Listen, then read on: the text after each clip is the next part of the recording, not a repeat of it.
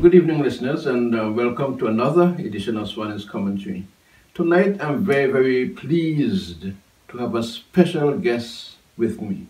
And I say special because sometime in 1987, this person came into my life. And from then, I've said that she made me a daddy. At the same time, she made her mother a mother as well. But I mostly refer to her as the one who made me a daddy. And I'm very proud to have the V.Swanston with me. She's my first daughter, and she's been born with a talent. And I'd like to explain something about you before I really get into the program. Well, Michelle was born, and it seems as though she was born with a talent to read. She loved reading, and by the time she was 2 or 3, she was already reading. She developed that habit and she continued with it for a very long time. And in school, she actually was either first or second in her class. I remember when she was in the Charlestown primary school, it was either her or Camilla Swanston. And one day she came home and said, "Daddy, I beat Camilla." And she's always been very proud of her reading. I looked upon it as a sign of laziness. I think she wanted to get away from work in the house, so she'll always be reading. But I am happy to have lived to hear her say, just last year, that she was lazy. So that proved that all the time that she was lazy, and in order to get away from work in the house, she would find herself reading. But it paid handsome dividends, because by the time she was in the last grade in high school, she was called to assist teaching at a university, and she continued to do extremely well. She went on to graduate her bachelor's and her master's by the time she was age of 23, and we were very proud of her. And I thought then she had arrived. And she came back to St. Croix, where she really grew up most of her life, and I thought then that she would settle down into a good job. As a matter of fact, she had a very good job there, and she decided to go to Thailand as a Peace Corps volunteer. I remember one day before she went to Thailand, I came and I was talking to her, basically trying to convince her not to go to Thailand but to stay and work in the Virgin Islands, that she was making good money. And she looked at me and she said, "Daddy, of all people, you should know that I'm not motivated by money." Well, I bless her, and she went off to Thailand. And first, to begin with, I'm going to ask Michelle about Thailand, because Michelle, you went to Thailand, and of course, you had to learn the language, you had to adapt to the style of living in Taiwan, and you were able to go there and remain for 27 months and complete Peace Corps volunteer duties. But before you get into that, could you please introduce yourself to the audience after I've talked so long? I think you did a really good job at introducing me. I don't know what else is there to say. But I completed my social work degree at Savannah State University here in Georgia, where we are right now. And I just always had a passion for working with families, working with children, working with populations that are often forgotten and left behind. And that is what ultimately inspired me to become a Peace Corps volunteer, that it was an excellent opportunity to experience a different way of life. And I've always had an interest in learning about different people, working with different types of people, and those interests and passion just served as a driving force for me. You grew up between Sisaket, Nevis and the St. Croix Virgin Islands, and our lifestyle here and there is something similar. You went to Thailand like it was a foreign place, and first to begin with, I understand that you had to move around by bicycle, which is a good thing not to ride at an early age, and you're able to go from place to place by bicycle. How difficult did you find, or how easy did you find it, transferring your way of living, your way of movement from the Virgin Islands and Nevis to Thailand? I had a really good period of transition. I went over to Thailand with a group of 55 Peace Corps volunteers, and for 10 weeks, 2.5 months, we were in a community together, and we had Thai teachers, language and culture coordinators, and so they really helped us to, in this bubble full of Americans, we learned the language, we learned about the culture, we learned the do's and the don'ts of everyday life. Some people learned to ride a bike while during this time. So that was very, very helpful in setting me up for successful integration once I went to my permanent site, which is the village that was my home for the following 2 years. What is the easiest thing adjusting to? The food, and understand that the food there is completely different, the way they cook, the way they, socialize with one another and so on. How did you really, adapt so quickly?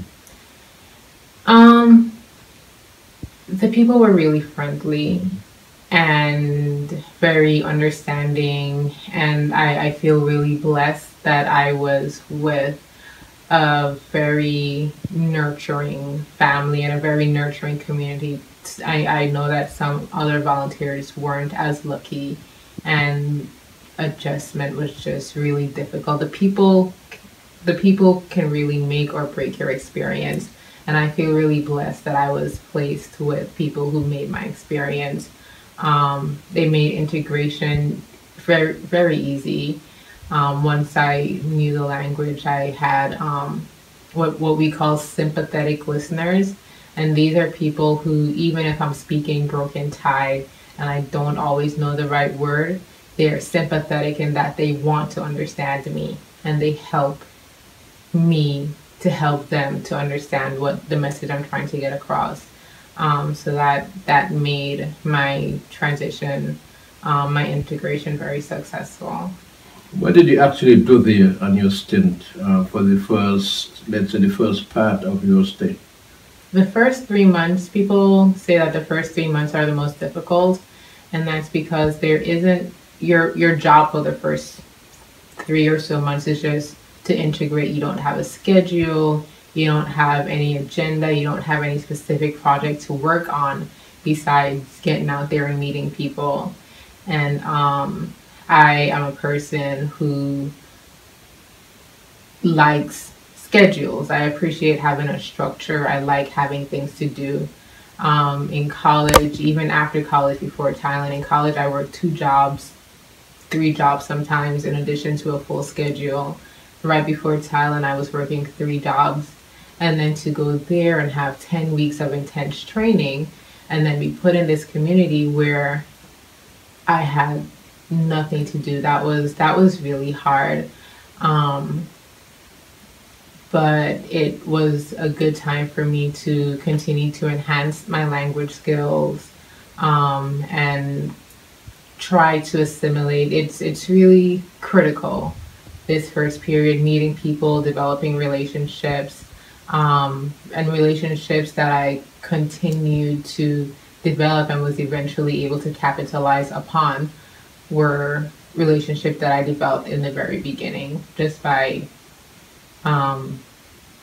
being friendly and saying yes when people say, "Hey, Michelle, do you want to go to this random place?" And I don't know where they're taking me. I don't understand the language well enough. But I know how to say yes, and I say yes, and then we develop friendships from there. And developing relationships, it's really critical when you are in a situation like this. So actually, what did you do in your stint there, Michelle, with the students that you were tutoring? What actually took place? Well, my title was a youth development coordinator. So what I did, I worked in 6 schools, 5 primary schools and 1 secondary school. And I worked with the school directors, I worked with the local government administrative office, and I worked with the community health center to organize programs for for the youth. So some of these programs included English camps, life skills activities, sexual reproductive health, workshops, and just general fun and educational activities and events, and some cultural exchange activities as well.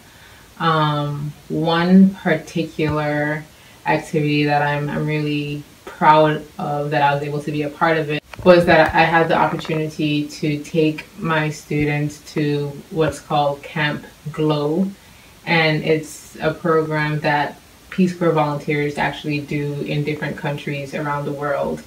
And GLOW, GLOW, stands for Girls Leading Our World.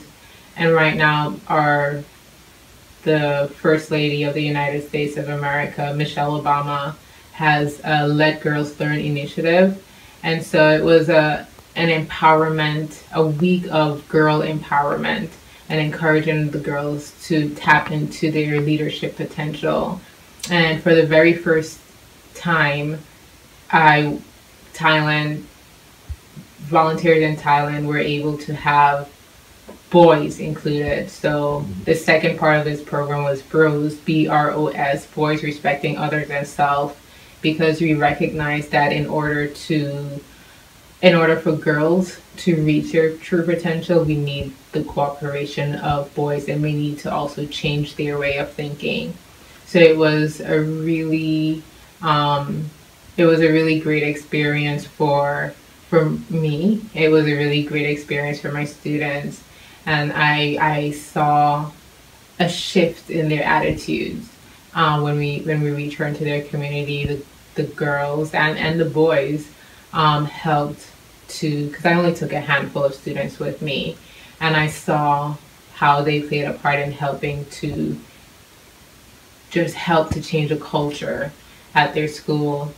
Another thing that I participated in was what we call student-friendly schools, and I took teachers with me to a workshop hosted by the Peace Corps, and we talked about ways to reduce gender-based violence, because that's an issue in Thailand, and also alternative discipline practices, because corporal punishment is also something that's practiced to I think to an extreme in Thailand, and I noticed a reduction in that extreme practice in my schools. So I was able to see different ways that my presence made a difference with my everyday work with the students, was teaching English and teaching life skills, and life skills are developing healthy habits, positive communication, positive self-esteem, and just these different areas and critical thinking, these different areas that we are in America, well, in this side of the world. It's part of our culture, it's part of our upbringing. But in some countries like Thailand, critical thinking isn't something that is taught, isn't something that is exercised, isn't something that is encouraged at a young age. And so I was able to step in and introduce it in a way to my community, to my students. How did your students accept you in the beginning, and did it change gradually, or did it take a sudden change for the better or for the worse? In the beginning, they were really excited to see a new face. These are children, second grade through, I would say, 7th grade, lower secondary, so mid-primary and lower secondary school. And they were excited to see a new face, a new teacher. Before I got there, about 2 years before I got there, they had a teacher from Cameroon who had been teaching and had developed a good relationship with the students within the schools. So they were excited to see another foreign teacher coming on board. And it took me a while to explain to everyone assumed automatically, oh, you know, for obvious reasons, they assumed that I was from Cameroon too. So it took me a while to explain, no, I'm not from the same place. I'm American, and I don't look American. I know that Americans are supposed to have blonde hair and blue eyes, but Barack Obama. And they recognized that, and they like, oh yeah, he is black, and oh, but his father's from Africa. Where's your father from? And so just kind of, without going too much into the gory history of blacks in America, kind of just telling them, well, no, there are a lot of black people in America, and there are people in America that look like you, and they're Americans. So that was another bit of cultural exchange that I was able to impart on my community. So you think your presence here made a good difference on them, you know, preparing them for the future, looking more ahead for working together with the boys and the bros. Was it bros and bros? Glow and bros. Bros and bros. And you think they will really keep up this positive attitude based on what you taught them in the past 2 years? It's hard to tell, but I really hope so. I did notice small changes, small shifts in attitude during the time that I was there. And the way I see it is, it's like planting seeds and hoping that they will grow. And I feel like I planted a lot of really good seeds, and I trust and believe that they will grow and bear good fruit. The type of living in Thailand in comparison to, you know, Nevis, Sinkoi, you know, what you're accustomed to, what is the biggest difference in your opinion? There is more of a collective culture. So we have, I think on this side of the world, we have more individualistic society. People look out for themselves. Over there, it's everyone looks out for everyone. And there's hardly a day when I'm riding my bike somewhere and someone doesn't ask me, hey, where are you going? Would you like something to eat? And it's just really, everyone cares. When we walk past people in the streets, we sometimes say hello. Some cities, they don't say hello, and we might say, and out there everyone cares, and it's a genuine type of care. And when here in the States, there are times when sometimes people don't even bother to say hello, and they might say, how are you, but they're not really listening for an answer. In Thailand, I experienced that people were interested in how I was doing, how I was getting along, whether or not I'd eaten and it's not because they think I need to eat or anything, but it's just part of the culture. It's like one of the informal greetings is, have you eaten yet? And it's not impersonal. It's like, if I say, no, I haven't eaten yet, oh, why not? Would you like something to eat? Come and join me for lunch. And sometimes I'd get several offers, come join me for lunch, come have dinner at my house. And that's just the way they operate. And it's coming from a really good place. And so that's something that I really appreciated about the culture over there. Some of the other differences, I would say, when my mom came to visit me last year, I was halfway through my service, and she said, wow, it's like stepping back into my childhood, because there are outhouses. Some places don't have indoor plumbing. You go outside and you pump the water. There's no central air. There are not a lot of vehicles. People get around on bicycles or motorbikes, or the little scooter motorbikes.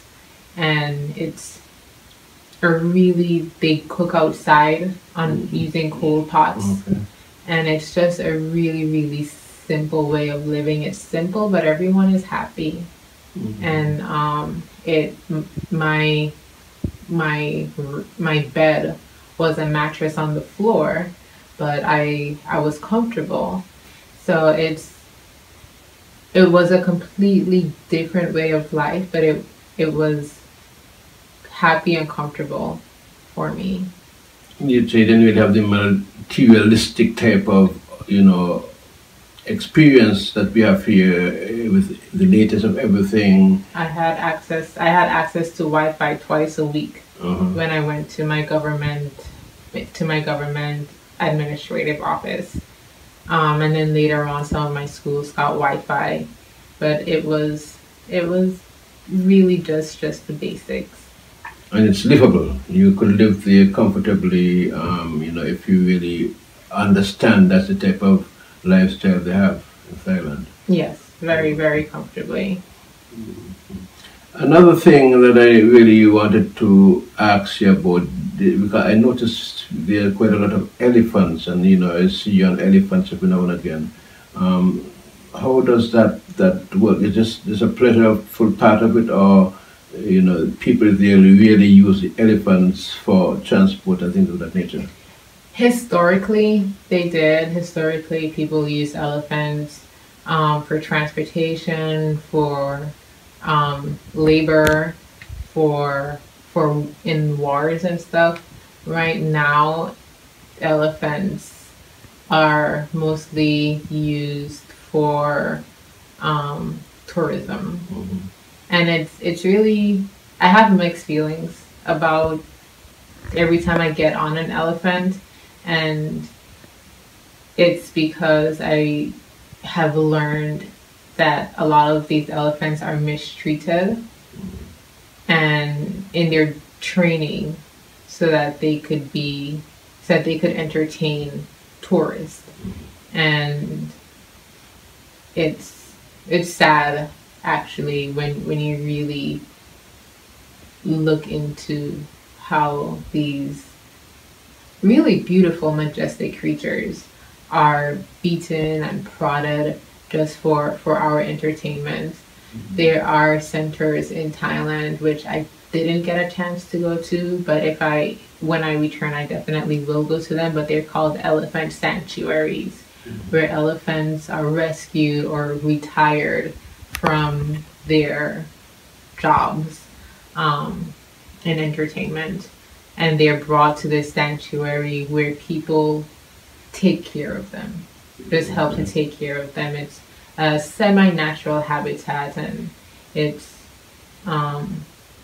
I would recommend, if someone wanted to go to Thailand and interact with elephants, I would recommend that they visit one of these elephant sanctuaries, spend the day feeding the elephants, bathing the elephants, versus going to one of these places where you dump on the elephant back and you have it do tricks like ride a bicycle and that kind of stuff, because these elephants are manipulated in ways that they're not supposed to in order to ride a bicycle and other tricks like that. In so doing, they enhance the tourism activity there. They bring people there for these activities, but the animals in return, they pay the price. They really suffer. They really pay a price. Yeah, that's something very thoughtful that you would think about that aspect of it. Other people just come and say, well, the elephants there, and we jump on them, we ride them from here to here, and we have fun, and that's it. But thinking about how the elephants really got into that state, I think is very, very important. Now, Michelle, you seem to have had a very successful stint with the Peace Corps volunteer in Thailand. Where do you go from here?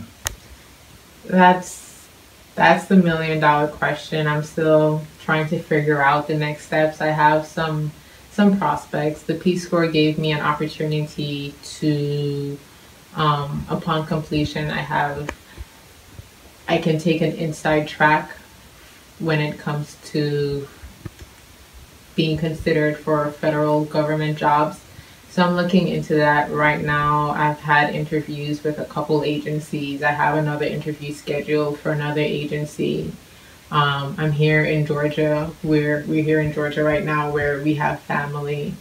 So besides looking into opportunities in Washington, D.C., which is the seat of the federal government. I'm also looking into opportunities here in the state of Georgia. I actually do have an offer for a state job here in Georgia, working with the Division of Family and Children's Services. So that's an option. I have several options that I'm toying with right now, but I'm still figuring it out. Okay, you are a citizen of St. Kitts and Nevis, and at the present time, the situation is that they might need somebody with your experience, with your capabilities, and with your overall knowledge of how to get children and others into the right frame of mind to move on positively. If you get an offer to go back there, I think it will be very good, but will you be in a position to accept if everything is all right, the time, the hours, the pay, and everything else? If I get an offer, I definitely would consider it. I am open to any opportunity to return to Nevis or the Virgin Islands. I'm open to opportunities to go back and help those who have helped me in coming up, and I definitely spent some of my formative years in Nevis, and I would be open to returning. Just to let you know that, of course, that your neighbor, one of your closest neighbors, Celine Lee, Kamara Lee, is presently there involved in a similar activity with the youth and the females. And I think with you and her going to the same school at about the same time and being neighbors, I think it would be a very good thing if something is done so that you could return there. But at the same time, you say you have many offers in the United States, Washington and other places. And so, I hope that you will decide to do whatever is best, where you feel comfortable. As you told me before, money is not your primary thing. You intend to help people, and you turn down a lot of money to help people go to Thailand and be a Peace Corps volunteer.